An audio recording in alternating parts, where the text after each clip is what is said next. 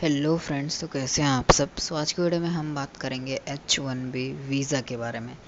जैसा कि आप सभी को पता होगा, ये वीज़ा आजकल बहुत न्यूज़ में था पिछले 10 डेज़ में। अगर आप देखोगे तो कोई भी न्यूज़ चैनल आप देख लो, सब इसी के बारे में बात कर रहे हैं कि ट्रम्प ने H1B वीज़ा के अंदर और ज़्यादा टैक्स बढ़ा दिए हैं कंपनीज़ के लिए। तो क्या है ये चीज़, सारी चीज़ें हम कवर करेंगे, आप वीडियो में एंड तक बने रहिए। H1B वीज़ा किसे दिया जाता है और ये वीज़ा है क्या।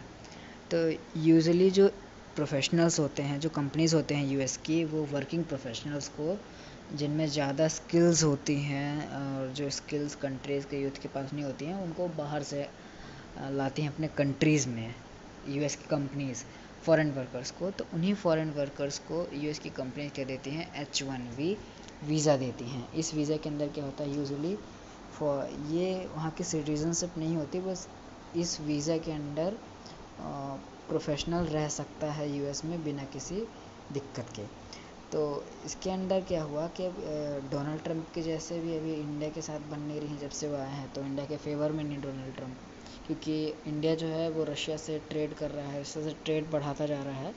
इन सभी चीज़ों के लिए डोनाल्ड ट्रंप ने क्या किया कि जो कंपनीज H1B वीज़ा देती थी वर्कर्स को, जो फॉरेन कंपनीज चाहते थे, फॉरेन देश चाहते थे, यूजुअली जो इंडिया से आते थे, क्योंकि अगर आप यूएस कंपनीज पे देखोगे तो ज़्यादातर इंडियंस ही हैं वहाँ पे। तो जो इंडियंस आते थे उनके लिए कंपनीज पे क्या लगा दिया गया है कि हर एम्प्लॉय पर जिनको तुम H1B वीज़ा दोगे, उसका $1,00,000 एनुअल फ़ी देनी पड़ेगी। मतलब पहले तो उन्होंने एनुअल फ़ी बोला था, लेकिन बाद में बोल दिया कि एक ही बार देनी पड़ेगी। एक एम्प्लॉय अगर तुम ला रहे हो बाहर के देश से, इंडिया से ला रहे हो, तो एक बार तुम्हें उसकी पेमेंट करनी पड़ेगी $1,00,000। अब ये वीज़ा यूजुअली 3 साल का होता है, बट इसे एक्सटेंड भी कर दिया जाता है। और इसके कुछ फ़ायदे भी हैं, जैसे कुछ एम्प्लॉयज़ जो जाते हैं इंडिया से वहाँ पे, तो वहीं पे सेटल हो जाते हैं, ग्रीन कार्ड मिल जाता है फिर यूएस का।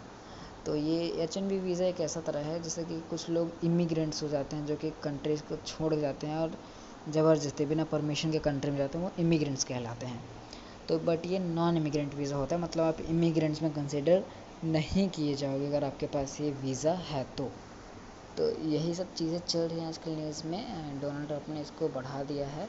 अब इससे इम्पैक्ट क्या होगा, एक चीज़ होगी कि जो इंडियन प्रोफेशनल्स हैं, उनको जॉब में दिक्कत आएगी, कंपनीज़ आउट करेंगे बहुत सारे प्रोफेशनल्स को जॉब से, क्योंकि उन्हें भी ज़्यादा सैलरीज देनी पड़ेगी।